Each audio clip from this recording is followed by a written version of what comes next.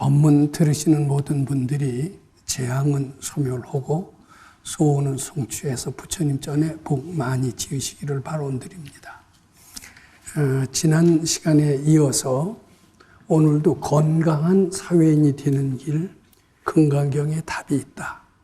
그리고 또 제가 지난 시간에 건강한 사회인이 되는 길과 불교 수행의 길과 다르지 않다. 이런 말씀도 드린 적이 있습니다. 이렇게 제가 어떻게 보면 대담한 그렇게 말씀을 드리면 뭐 그 증거라도 있느냐 이렇게 질문하실 분이 있을 겁니다. 증거는 없습니다. 또 증거를 얘기한다 하더라도 안 믿으면 그뿐입니다. 그런데 증거는 없어도 이것을 뒷받침할 수 있는 아주 유명한 어떤 분의 이야기가 있습니다. 그분의 말씀을 믿는다면 건강한 사회인이 되는 길과 불교 수행의 길과 다르지 않음을 아실 수 있을 겁니다. 우리는 삼국통일, 신라시대 삼국통일의 주역인 김유신 장군을 잘 압니다. 김유신 장군은 젊었을 때 사랑에 한때 빠졌었습니다. 천관이라고 하는 어떤 젊은 여인과 깊은 사랑을 나눴습니다. 근데 아마 김유신 장군의 마음속에도 선근이 있었든지 이렇게 사랑에 빠졌다가는 내가 큰 일을 못할 것이다. 이렇게 생각하고 어느 날 자기도 모르게 자기가 아는 애인, 세상에서는 기생으로 알려졌는데 천관은 기생이 아니더라고요. 어떤 아주 요조 숙녀입니다. 아주 점잖은 분입니다.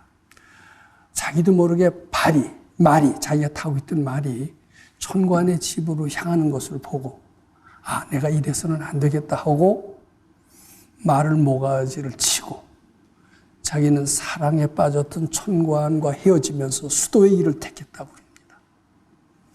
그 결과 천관은 어떻게 되느냐? 삼국유사에 나오는 이야기입니다만은 사랑하는 애인을 잃어버리고 자결을 합니다. 기생이라면 자결을 안 하죠. 근데 그이는 깊은 사랑에 빠졌다가 결국 자결을 했다는 이야기가 나옵니다.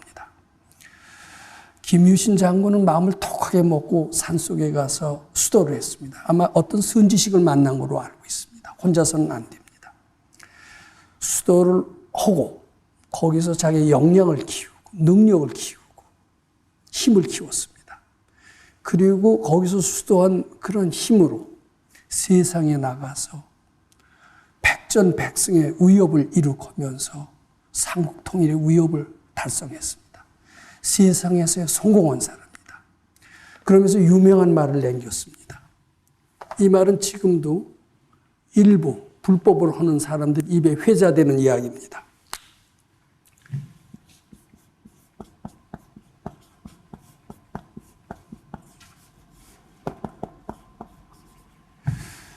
백전영웅이 불법을 안다. 즉 세상에서 성공하는 길. 백전영웅이라는 건 세상에서 성공입니다. 불법의 참다는 의미를 안다. 수도의 길과 다르지 않다. 이런 뜻이 됩니다. 즉 건강한 사회인이 되는 길과 수도에서 깨치는 길이 다르지 않다라는 제 말을 간접적으로 증명한 유명한 이야기입니다. 자, 오늘 건강한 사회인이 되는 길, 그것이 금강경에 답이 있다라는 두 번째 시간 이야기를 시작을 합니다. 금강경의 핵심, 실천의 방법, 그것은 제가 여러 번 얘기했습니다마는 무슨 생각이든지 이 생각이라는 것은 중생심을 의미합니다. 중생심. 부처님께 바쳐라. 이것은 불심을 얘기합니다. 불심. 이 바쳐라라는 구절은 흔히 사람들이 얘기하기를 저거 어떤 뿌리가 있는 이야기냐, 출처가 있는 이야기냐, 어디에 근거한 이야기냐. 백 박사님이 스스로 만든 얘기가 아닙니다. 금강경 제3분에 악의 영이 무여열반 이멸도지라고 그랬어요. 모든 사람을 부처님 만들겠다고 해라. 이것을 마음 밖에서 찾는다면은 해석이 안 됩니다. 그런데 지 마음속에서 찾는다면 해석이 되고 그것은 무슨 생각이든지 부처님께 바쳐라 라는 뜻으로 이해할 수 있다. 이 얘기를 지난 시간에 말씀드린 적이 있습니다. 사실 이것은 아주 간단한 구절이지만 금강경을 실천하는 핵심적인 내용이 됩니다. 이 간단한 글 속에 금강경 전체 내용이 다 들어있다. 이렇게 해도 과히 틀리지 아니합니다.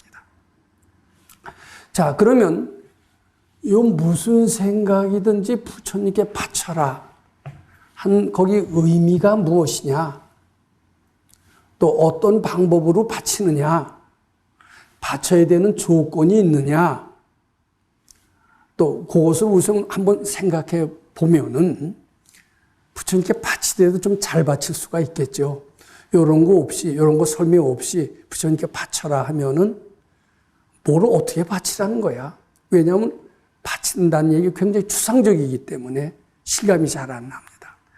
오늘은 부처님께 바치라는 그 말을 잘 실천하기 위해서 그 의미와 방법과 갖춰야 될 조건이 있다면 조건은 무엇인가? 이것을 한번 살펴본 뒤에 바치는 과정에서 어떤 결과가 나오느냐? 이것도 한번 말씀드려 보도록 그렇게 하겠습니다. 자, 무슨 생각이든지 부처님께 바친다. 이 생각 속에는 우리가 생각하는 모든 생각은 지혜로운 생각이 아닙니다. 또 헌신적인 생각도 아닙니다. 대개는 이기심에 뿌리를 두고 있습니다. 나라는 데 뿌리를 두고 있습니다. 나. 이걸 뭐 에고라고도 얘기합니다. 나가 잘 되기 위해서. 우리가 올라온 모든 생각은 나를 보호하기 위한 생각, 내가 잘 되기 위한 생각으로 압축, 요약할 수가 있습니다. 이것은 중생의 마음의 특징이기도 합니다. 그래서 무슨 생각이든지 부처님께 바치라는 것은 불심으로 바꿔라. 부처님 오는 마음으로 바꿔라는 뜻입니다. 그럼 예를 들어서 요새 이제 가을이 되고 우울하고 이렇죠. 좀 심한 사람은 가을이면은 이런 얘기들 합니다. 낙엽이 우수우수 떨어져요. 그럼 쓸쓸한 생각이 들어요. 자, 어떤 게 맞습니까? 낙엽이 우수수 지고 여름에 녹음이 무성하던 그 나무가 이렇게 낙엽을 떨구면서 이런 생각이 되기 쉽습니다. 사람 늙으면은 흰머리가 나고 주름이 나고 이쁜 얼굴이 취해지듯 나무도 저렇구나. 그러면서 쓸쓸한 생각이 난다. 즉 나무가 낙엽에 지는 것이 먼저고 쓸쓸한 생각이 난다가 나중일까요? 쓸쓸한 생각이 남으로써 낙엽도 더 처량하게 보인다. 이게 맞을까요? 근데 대개 가을이면은 낙엽이 지고 그리고 나뭇잎이 푸른 나뭇잎이 다 떨어지고 앙상한 가지가 남길 때 되게 쓸쓸해지기 때문에 그 외부의 환경에 따라서 쓸쓸해지는 것은 부수적인 거로 생각하기 쉽습니다. 아니, 안 그래요. 자기 마음이 우울하면은요, 뭘 봐도 다 슬퍼집니다. 근데 자기 마음이 밝으면요, 겨울에도 더 씩씩해요. 낙엽이 지어도 아주, 낙엽이 지니까 또 새잎 나겠네? 이런 희망을 갖게 됩니다. 이건 마음이 항상 먼저입니다. 일체유심주입니다. 자, 즉, 나를 보기 위한 생각, 이 중생심, 우울한 마음입니다. 근데 우울한 마음을 가지고 있으면 참 괴로워요. 이걸 어떻게 해소할까? 정신과 의사를 찾아가는 수도 있습니다. 심리상담사를 가서 상담할 수가 있습니다. 좋은 음악을 들을 수도 있습니다. 등산할 수도 있습니다. 근데 대부분 이래도 안 되고 저래도 안 됩니다. 부처님은 이럴 때 어떻게 하라고 하셨을까? 우리는 부처님의 말에 가끔 귀를 기울일 수가 있습니다. 부처님은 아마 이렇게 얘기하실 겁니다. 금강경에 답이 있다. 너희 그 우울한 생각을 부처님께 바쳐라. 이렇게 얘기하실 겁니다. 우리가 바쳐보는 게 좋습니다. 지금 혹시 우울한 생각 가지시면은 요 강의 끝나고 나서 바치지. 이렇게 하시지 말고요. 지금 당장 바쳐보시기 바랍니다. 자꾸 바치면요. 지금 당장 변해요. 조금 있다 강의 끝나고 나서 한가할 때 바치지 안 바치게 됩니다. 이게 자꾸 바치면요 어떻게 되느냐 하면은 이 우울한 생각이 없어지더라고요. 그래서 무슨 생각이든지 바쳐라 하는 그 뜻은, 그 참된 의미는 무엇이냐면, 근데 요 이제 부처님 앞에는 형상이 없는 이런 뜻을 포함시켜야 됩니다. 형상이 없는 부처님께 바쳐. 부처님은 사실 형상이 없어요. 관세음보살 아미타불 절에 가보면 탱화가 있어요. 서열에도 이렇게 딱 가부좌하고 앉으신 그 모습이 있으면서 우리는 부처님을 그런 형상 있는 거로 생각하게 되기 쉽습니다. 그래서 무슨 생각이든지 부처님께 바쳐라 그러면 형상 있는 부처님께 바치려고 해요. 근데 그런 형상 있는 부처님께 바치라는 게 아니라 올라오는 모든 생각을 형상 없는 부처님께 바쳐라 하는 뜻은 무슨 뜻이냐면은 번뇌망상을 부처님께 바침으로써 소멸한다는 뜻이 포함되어 있습니다. 번뇌가 소멸하면은 번뇌가 없어집니다. 우울한 생각을 바치면 우울한 생각이 없어집니다. 성내는 생각을 부처님께 바치면은 형상 없는 부처님께 바쳐야 돼요. 그럼 성내는 생각이 없어집니다. 그리고 마음이 편안해지는 수가 많습니다. 즉 의미는 올라오는 번뇌망상을 소멸한다라는 그런 의미가 포함되어 있다라고 봐야 됩니다. 부처님께 바쳐라 무슨 뜻인가? 바치면 없어집니다. 없어지고 없어진 그 자리에는 본래 모습이 드러납니다. 본래 모습. 우리 본래 모습이 어떻습니까? 상나가정. 참나의 모습. 전지전능한 모습. 상나가정. 영원합니다. 나. 항상 즐거워요. 이 괴로운 것은 우리 본연의 모습이 아닙니다. 아라는 것은 아주 자유롭다는 뜻입니다. 정. 아주 극락세계가 지저분할까요? 찬란하고 깨끗할까요? 찬란하고 깨끗하다는 뜻입니다. 이게 우리 본연의 모습입니다. 미운 생각을 바치면 미운 생각이 사라지고 기쁨이 나옵니다. 세상이 덧없고 우울하다. 이 생각을 바치면 세상은 영원하다. 불생불멸이다. 이런 생각이 들게 됩니다. 바로 의미가 그렇습니다. 그 다음에 방법은 어떻게 하느냐. 이 방법이 이게 딱 형상화가 되어 있으면 제가 딱 이 형상대로 하고 아주 실감나게 설명을 할 수가 있을 겁니다. 근데 이게 형상이 없는 것, 상당히 추상적입니다. 그리고 본래 있지도 않는 것을 억지로 설명하기 위해서 있는 것처럼 만들어서 설명하기 때문에 모두 다 가정으로 되어 있어요. 그래서 이 방법을 구체적으로 얘기한다는 것은 어렵습니다. 단지 이렇게 하시면 돼요.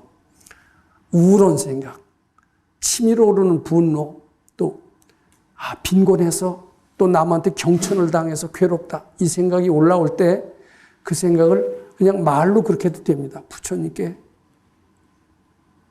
드립니다. 맡깁니다 해도 돼요. 맡긴다는 뜻도 포함되어 있습니다. 드린다, 맡긴다. 또 내려놓는다는 것과도 마찬가지 뜻입니다. 우울한 생각을 내려놓으면 아마 없어질 수가 있겠죠. 또 미운 생각을 내려놓으면 미운 생각이 없어질 수가 있겠죠. 또 우울한 생각을 내가 가지지 않고 누구한테 맡긴다면 그것이 없어질 수가 있겠죠. 없앤다는 뜻에서는 맡긴다, 내려놓는다 이런 것과 마찬가지입니다. 근데 왜 바친다는 용어를 썼을까? 왜 부처님께 바친다는 용어를 썼을까? 근데 맡긴다, 내려놓는다 속에는 공경심이 포함되어 있어요? 안 포함되어 있어요? 그냥 행위를 나타내는 것일 뿐입니다. 근데 바친다는 그 말 속에는 반드시 공경심이 포함되어 있습니다. 그래서 이 방법은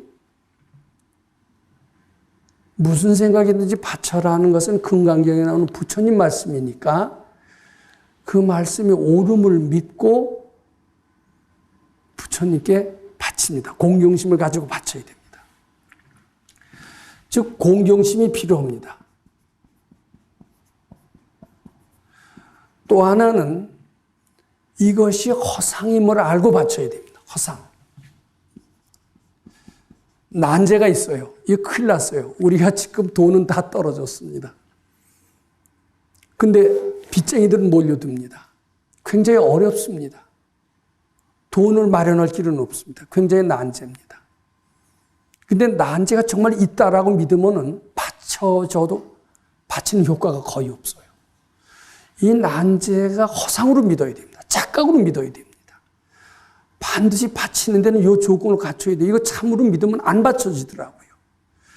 저 사람은 미워하는 마음이 들잖아요. 정말 저 사람 용서할 수가 없어. 천하의 대자대비하신 부처님이 오대도 저 사람 용서할 수가 없어. 나를 이렇게 괴롭히고 불구된지 대천지 왼수를 진 사람은 어떻게 사랑할 수가 있어?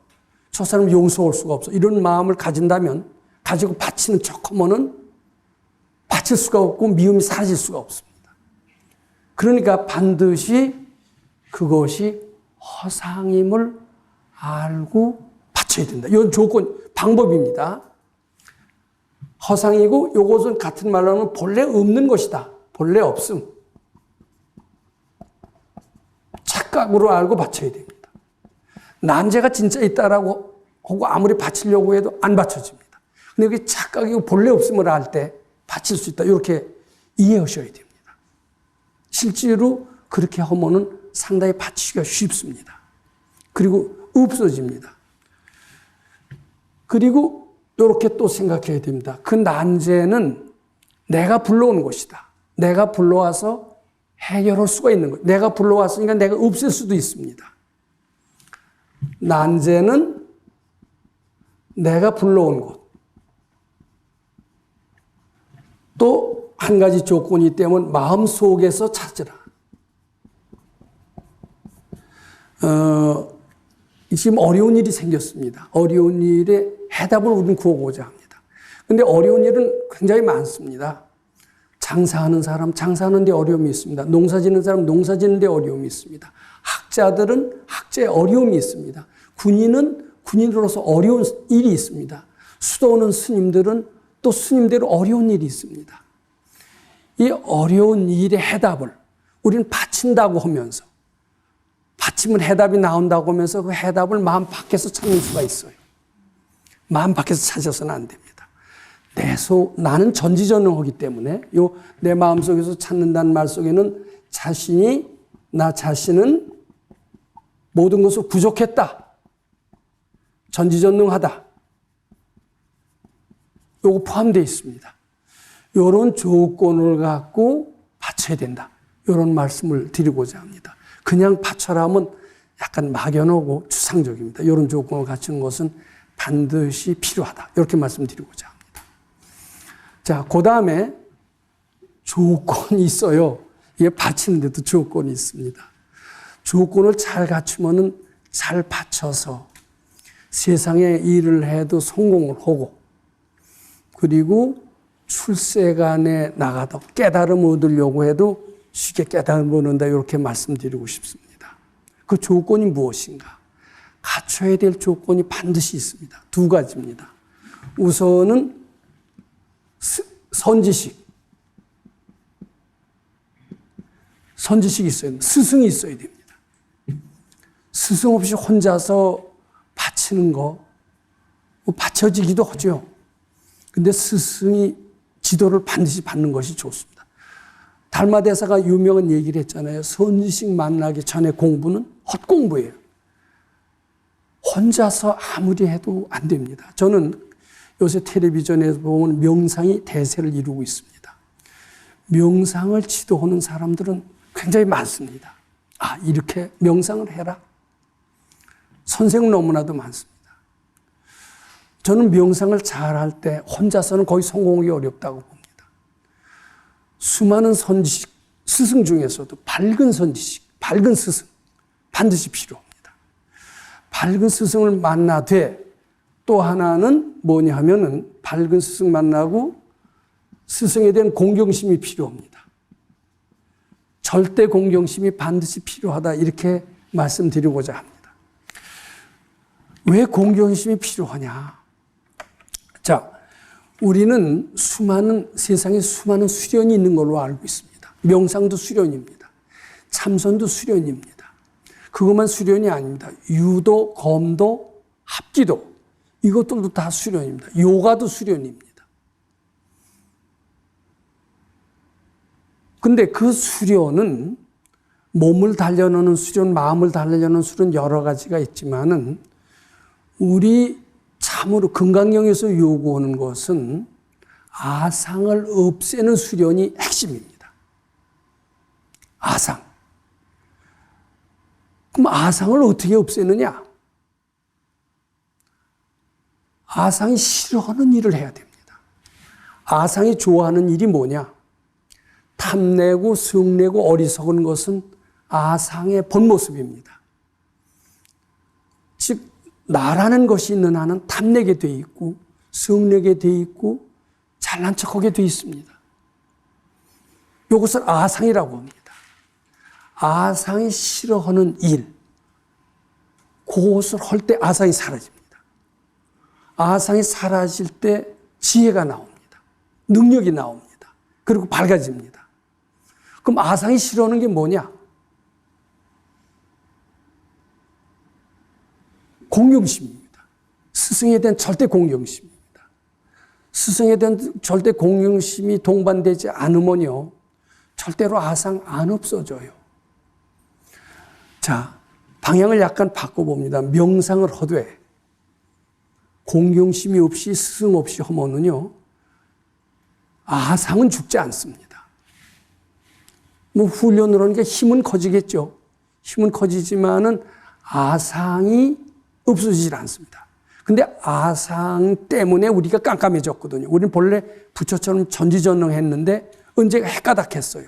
무엇의 장난이냐? 아상의 장난이에요. 밝아지는 길은 아상을 또 없앰으로써 밝아질 수가 있습니다. 자, 우리 아상은 뭐냐면 주기 싫어하는 놈이 아상이에요. 아상을 소멸해야 주는 마음으로 바뀝니다. 주는 마음으로 바뀌어야 밝아집니다. 아상이 소멸되고 밝아집니다. 그런데 아무리 지켜봐라, 아무리 알아치리라 한들 주기 싫어하는 기질이 주는 기질로 바뀌어지지 않는다고 저는 봅니다. 성잘 내는 기질이 아무리 명상을 해서 알아차려라, 지켜봐라, 뭐 등등 깨어나라, 성질을 잘 내는 놈이 그 기질 바꿔지겠습니까? 저는 안 바뀌어진다라고 봅니다. 수도라는 게 뭡니까? 성질 잘 내는 놈, 그 소멸하는 게 수도, 참 수도예요. 건강경식 수도입니다. 그리고 인색한 놈, 잘 베풀게 하는 것이 참 수도예요. 소위 제가 다른 가르침을 좀 폄하해서 죄송합니다만은 제가 아는 또 명상을 오래 한 사람, 참선을 오래 한 분들이 성질을 내는 걸 가끔 봅니다. 그러면 성질 내는 사람은 명상한 보람, 참선한 보람이 없다고 생각합니다. 아상을 죽이지 못했기 때문이다. 이렇게 봐야 됩니다. 인색한 마음, 성질 내는 마음의 뿌리는 바로 아상이고 이 아상을 없애는 일이 바로 불법 수행일진된 아상이 싫어하는 것을 해야 됩니다. 그러려면 무엇이 필요하면 선지식 밑에서 종아리 맞아야 됩니다. 그리고 그의 말을 절대 복종해야 됩니다. 그리고 역경이 축복인 줄 또 알아야 됩니다. 근데 다른 가르침에서는 역경이 축복으로 알질 않아요. 역경은 역경이다, 역경은 지겨운 것이다라고 하면 스승이 종아리 때릴 때 달아날 수밖에 없습니다. 그래갖고선 아상이 죽질 않습니다. 스승이 종아리 때릴 때 이것은 나를 일깨워주는 법매로구나. 스승님 감사합니다. 이럴 때 아상이 죽습니다. 반드시 아상을 소멸하고 지혜로워지고 밝아지고 깨달음을 얻거나 세상에서 성공하고자 한다라면은 선지식과 선지식에 대한 지극한 공경심, 이게 필요하고 이것이야말로 바로 아상을 없앨 수 있다. 이렇게 봐야 됩니다. 근데 여기 한 가지 또 조건이 필요합니다. 이렇게 잘 바치고 스승의 말을 절대 공경하더라도 그것만 갖고 부족하더라고요. 그건 제 경험이기도 한데 바로 몸뚱이로 복을 지어야 됩니다. 그걸 동반하지 않고 뭐 자시 일어나서 건강경 7독 하시죠. 건강경 많이 하시죠. 그것만 해도 다 되는 사람이 있어요. 그것은 준비가 된 사람의 경우입니다. 이제 우리처럼 준비가 많이 부족했던 사람은 경우 많이 읽고 그리고 바치는 요거 갖고서는 잘 안 되더라고요. 그래서 우리 선생님께서는 몸뚱이로 부처님께 복져라. 요걸 굉장히 강조하셨습니다. 즉 무슨 일을 하되 부처님 시봉하는 마음으로 해라. 반드시 이 일 해라. 그 대신 이기적인 목적으로 하지 말고 부처님 시봉하는 마음으로 해라. 이렇게 시키셨습니다. 그래야 몸과 마음이 건강하게 되고 건강한 사회인이 되느니라 이렇게 얘기를 했습니다. 제 경험이기도 합니다만 저는 4년 동안 이런 밝은 선지식 밑에서 어떻게 보면 그의 절대적인 공격심을 가지고 수도를 했지만은 그것만으로서는 잘 안 됐을 겁니다. 그때는 지저분하고 힘든 목장 일을 했습니다. 목장 일은 힘들었습니다. 어려웠습니다. 지저분했습니다. 그것을 힘들다, 어렵다, 지저분하다 하면 거기서 도망가고 갔었을 겁니다. 근데 그것을 하는 과정에서 아상이 죽었습니다. 나라는 생각이 없어졌습니다. 탐진치가 없어졌습니다. 저는 지금 위파사나 선호하는 사람들이 지켜봐라, 알아차리라 이렇게 얘기를 합니다. 또 그것만 갖고 깨달음이 세계에 들어갈 수 있다고 생각합니다. 근데 준비가 많이 된 사람은 그거 갖고 깨달음을 얻을 수가 있겠죠. 그렇지만 우리처럼 업장이 많고 지업이 많고 화 잘 내고 인색한 이런 사람한테는 몸뚱이로 복을 지어가면서 해야 됩니다. 주는 연습을 해야 됩니다. 11조라도 주는 연습을 해야 됩니다. 그리고 몸뚱이로 복을 지어야 됩니다. 울력을 해야 됩니다. 그런 것이 반드시 공부하는 조건이다라고 제가 이렇게 말씀드리고자 합니다. 자, 이렇게 될 때 아상이 소멸되면서 본래 참모습이 나타난다. 이렇게 말씀드리는 겁니다.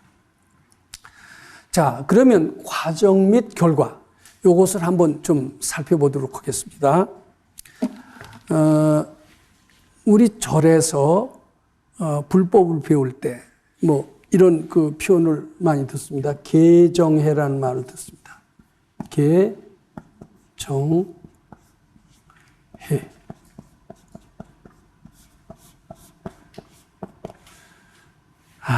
요것이 불교 수행의 과정을 일목요연하게 나타났다. 이렇게 말씀드리고자 합니다.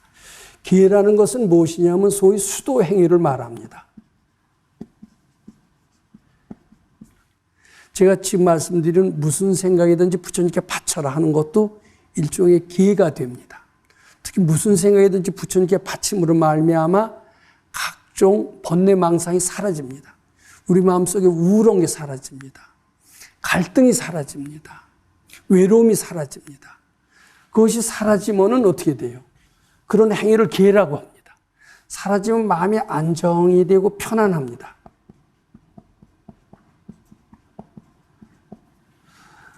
우리 금강경 공부하는 분들은 금강경 읽고 나서 금강경 읽기 전보다 상당히 근심 걱정이 사라지고 마음이 편안한 것을 다 한결같이 체험합니다. 마음이 편안하지 않으면 수도의 보람이 없어요. 그런데 정말 수도가 조금이라도 된다면 편안함을 느껴야 됩니다. 편안함을 느끼지 않고 하루도 편할 날이 없다라면 이것은 수도가 잘 안 되었다. 이렇게 봐야 됩니다. 반드시 수도라는 게 뭐예요? 번뇌를 소멸하는 겁니다. 아상을 죽이는 겁니다. 아상이 소멸이 되고 번뇌가 사라지면은 본래 상나가정의 모습이 드러나면서 반드시 편안하게 되어 있습니다. 마음의 안정을 얻게끔 되어 있습니다. 안정을 얻으면서 본래 모습으로 드러납니다. 본래 모습은 지혜의 모습입니다. 그래서 수도를 할 때 마음이 안정이 되고 안정이 되면은 지혜가 나오는 것이 수도인들의 공통적인 특징입니다. 이 지혜만 나오는 게 아니라 능력까지 같이 나와요. 왜냐하면 참나의 모습이 드러나기 때문입니다. 저는 우리 많은 금강경 공부하는 불자들이 금강경을 읽으면서 마음이 편안해졌다는 말씀을 많이 듣습니다. 병이 나았다라는 얘기를 듣습니다. 가정이 평화로워졌다는 얘기를 듣습니다. 그리고 난제에 대한 해답을 얻었다라고 그런 말씀을 듣습니다. 난제에 대한 해답, 이것은 바로 지혜가 됩니다. 자, 이 기회를 통해서 번뇌가 사라집니다. 번뇌가 사라진 것을 분별이 소멸되었다라고 얘기도 합니다. 분별이 소멸되는 것은 마음의 안정의 효과가 됩니다. 안정의 효과를 얻으면서 본래 아상이 소멸된 그 자리에 본래 부족한 모습이 드러나서 지혜가 나고 알아진다, 이렇게 봐야 됩니다. 근데 이것을 거창하게 해서 이 지혜를 큰 깨달음의 지혜만으로 대입을 하는 수가 있어요. 근데 큰 지혜도 물론 지혜죠. 근데 작은 지혜는 지혜로 알지 않고 그것은 깨달음의 장애가 된다라고 그렇게 평가하는 수가 있는 것 같은데 그건 아닌 것 같아요. 작은 깨달음도 지혜입니다. 작은 지혜가 되겠죠. 큰 깨달음은 대각이 되겠죠. 근데 작은 지혜도 지혜예요. 작은 지혜 절대로 소홀히 여겨서는 안 된다, 이렇게 말씀드리고자 합니다. 자, 우리 이 과정을 통해서 우리는 지혜로워지고 능력이 있어지고 따라서 건강한 사회인이 될 뿐만 아니라 깨달음까지도 작은 지혜가 뭉쳐서 중간 지혜가 되고 중간 지혜가 뭉쳐서 큰 지혜로 이어진다, 이렇게 말씀드리고자 합니다. 자, 우리 한번 그 과정을 살펴보도록 합니다. 바로 그렇습니다. 이게 무슨 생각이든지 바치는 과정을 통해서 번뇌가 소멸되고 아상이 소멸됩니다. 분별이 쉬워진다, 이렇게 얘기해도 됩니다. 마음이 안정이 되고 분별이 쉬워집니다.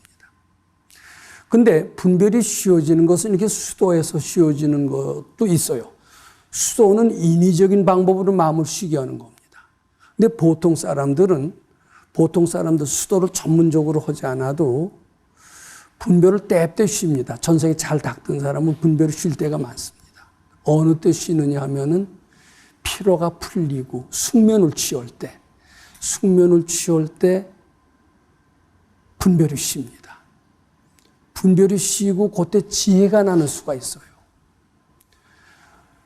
우리는 학교 다닐 때 뭐 여러 가지 난제를 풉니다. 수학의 난제, 과학의 난제. 뭐 수학의 난제, 과학의 난제만 있겠어요. 뭐 인문, 사회, 계통의 과목들, 또 예술에도 여러 가지 난제가 있을 겁니다. 이걸 어떻게 풀까 하고 고민을 하다가 꿈속에서 알아지는 체험을 많이 합니다. 꿈속에서 해답을 얻는 수가 많이 있습니다. 왜 꿈속에서 해답을 얻을까? 꿈속에서는 분별이 쉬기 때문입니다. 수도하는 사람은 수도의 방법에 의해서 분별을 사라지게 하고 분별을 소멸하지만은 보통 사람은 숙면을 취할 때 그때 분별이 사라지면서 지혜가 드러나는 수가 있습니다. 깊은 고민을 하다 꿈속에서 알아졌다, 이런 사례는 너무나도 많습니다. 그것은 꿈을 꿀 때 분별이 쉬면서 마음이 안정이 되면서 지혜가 났다, 그런 뜻이 되는 겁니다. 그때도 지혜도 큰 지혜는 아니에요. 큰 깨달음은 아니에요. 대각은 아니에요. 하지만 그때도 지혜입니다. 세상을 변혁시킬 수 있는 지혜가 나올 수가 있습니다. 저는 그 지혜라는 그 실감나는 예를 책에 쓴 적이 있습니다. 책을 읽으신 분은 아실 겁니다. 우리처럼 수도에서 나오는 지혜도 있지만은 수도하지 않은 보통 사람들도 전생에 잘 닦던 이들은 깊은 숙면을 취할 때 그런 지혜가 드러납니다. 두 가지 예를 제가 한번 듣고 한번 다시 들어보겠습니다. 아마 1905년으로 알고 있습니다.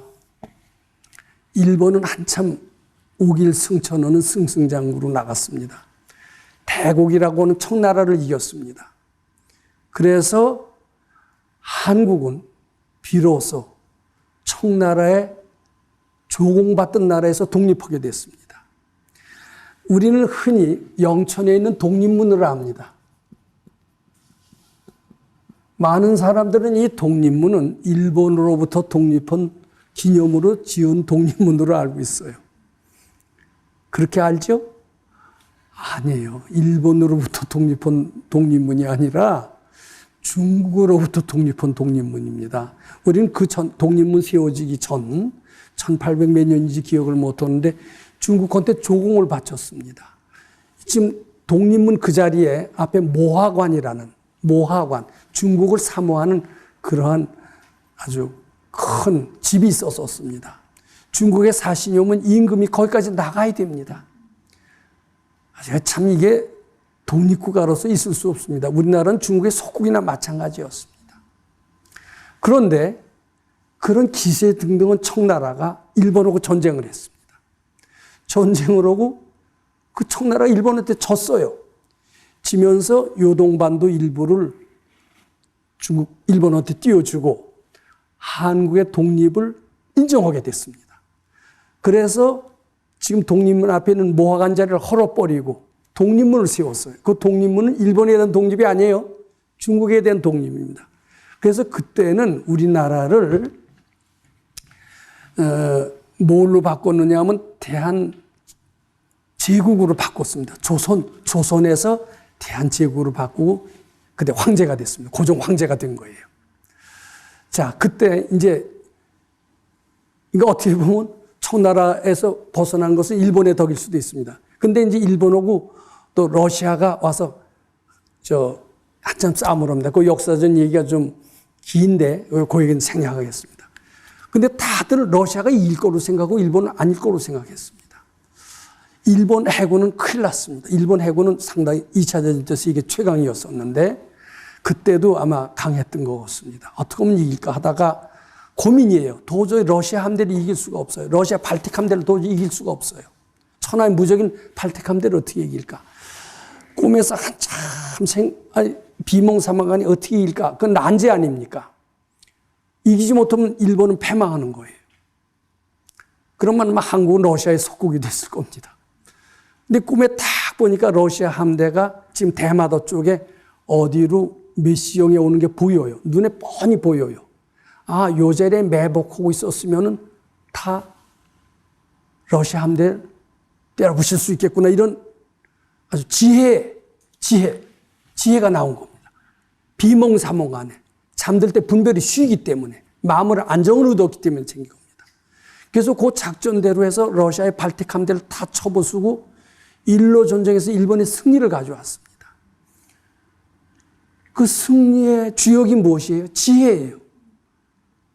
근데 그 지혜는 그 장군만 가지고 있느냐? 우리들도 다 가지고 있습니다. 분별이 쉴 때 지혜가 나옵니다. 그이는 운 좋게 지혜를 얻었지만 우리는 이런 수도의 과정을 통해서 마음의 안정을 시킬 수가 있고 마음의 안정을 시킴으로써 그런 지혜를 얻을 수가 있다. 이렇게 봐야 됩니다. 그러면서 그이는 일약 아주 훌륭한 사람이 됐습니다. 영웅이 됐습니다. 인재가 됐습니다. 자, 그 이외에도 꿈으로서 지혜를 얻었다는 예는 굉장히 많습니다. 제가 여기서 다 하기에는 시간이 부족합니다. 자, 이제 지금까지 드린 말씀을 다 정리해 보도록 하겠습니다. 오늘 말씀드릴 내용, 그것은 건강한 사회인이 되는 길. 이것은 수도의 과정을 통해서 이루어진다. 이 얘기와 다르지 않다. 수도의 길과 건강한 사회인의 길이 다르지 않다. 이 말씀을 드렸고 김유신 장군의 백전영웅 지불법이라는 것이 이것을 입증한다. 이런 얘기를 했습니다. 수도를 통해서 지혜가 난다. 이런 얘기를 했고 특히 금강경에서는 아상을 소멸하는 가르침이고 아상을 소멸함으로써 본래 지혜가 나타난다. 이런 말씀을 드렸습니다.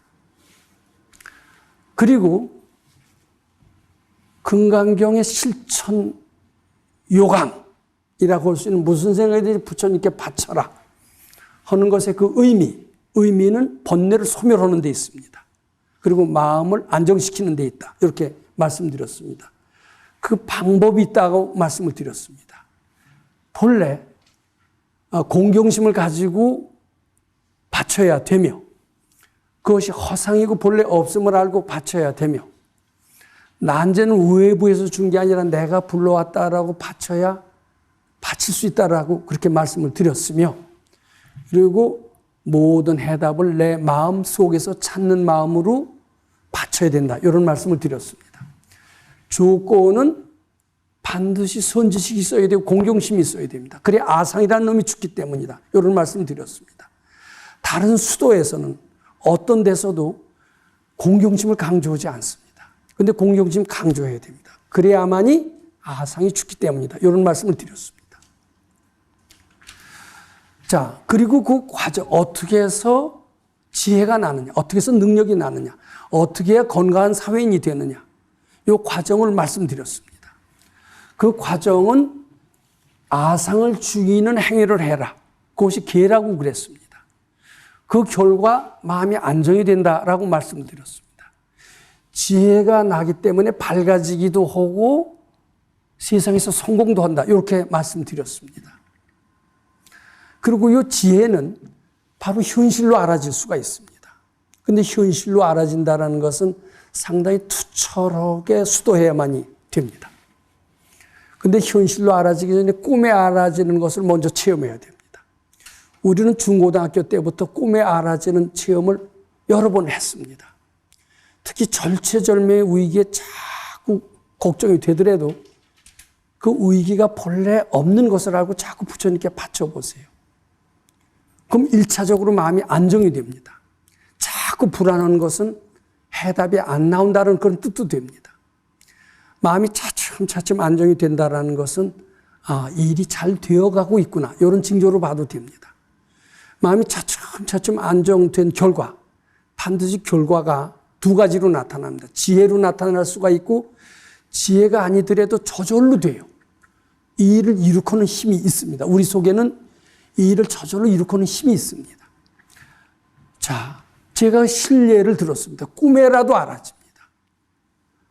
일본의 누구, 그리고 과학자들 중에서도 꿈속에서 난제를 해결함으로써 해답을 찾은 사례가 많습니다.